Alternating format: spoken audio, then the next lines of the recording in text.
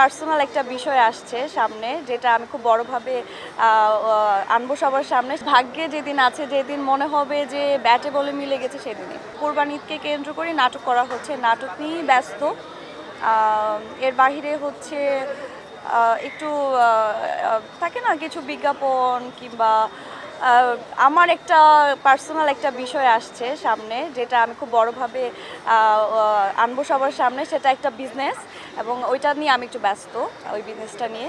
So ওইটাকে একটু গোছানো হচ্ছে, ওই সময়টা নিয়ে একটু ব্যস্ত।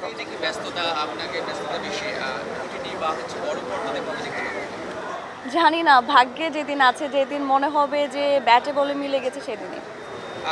অনেকেই তো দেখছি আপনাদের সহশিল্পী যারা তারা ছবিতে নাম লিখেছেন এবং সিনেমাতে অলরেডি ভাই, আপনি একটু সামনে আসলে ভালো, আমি শুনতে পাচ্ছি না আপনাকে। আপনি এখানে দাঁড়ান, সমস্যা নেই, এখানে দাঁড়ান। আপনার সহশিল্পী যারা আছে তারা দেখছি যে অনেকেই ওটিটিতেও কাজ করছে রেগুলার এবং বড় পর্দাতেও নাম লেখাচ্ছে। সেক্ষেত্রে আপনাকে কবে নাগাদ দেখতে পাবো, আর কথাবার্তা চলছে কিনা, আর স্ক্রিপ্ট কেমন চলছে আসলে?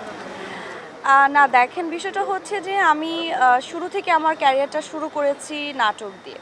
সো নাটকেই আসলে আমার সবসময় আমার ফার্স্ট প্রায়োরিটি।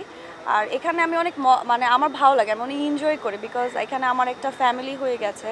এবং এর বাইরে গিয়ে আসলে আমার যেটা মনে হয় আমার পার্সোনাল জায়গা থেকে, আমি একজন অ্যাক্টর, আমি অ্যাক্ট্রেস, আমি এখানে কাজ করতে আসছি, আমি অ্যাক্টিং করব, সেটা যে কোনো প্ল্যাটফর্মে হোক, সেটা সিনেমা হোক, বিজ্ঞাপন হোক, ওটিটি হোক, মানে হোয়াট এভার, আমার জায়গাটা ম্যাটার করে না। আমার ম্যাটার হচ্ছে একটা প্রপার পারফর্ম যেখানে করতে পারবো, ওই জায়গাটা। সো ওইটা আলাদা করি না, ওইভাবে চিন্তা করি না কখনো।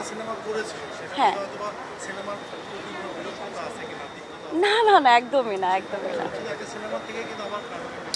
না, ফিরে যাওয়ার কিছু নেই, আমি নাটকের মাঝেই ওটা করেছিলাম। সো নাটক করতে করতে যদি কখনো ওরকম হয়ে যায়, করব, সমস্যা নেই। মানে এক জায়গাতে যদি আমি এখন সিনেমা করি, তার মানে এই না যে আমি নাটক ছেড়ে দিব। মানে কোনোটা ছেড়ে কোনোটা করব না, সব কিছু নেই।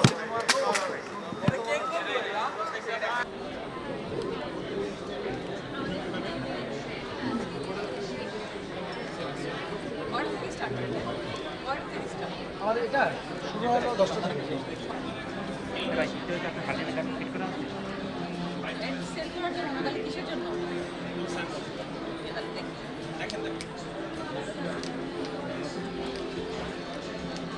আরেকবার দেখেন তো, সরি, হ্যাঁ আরেকবার।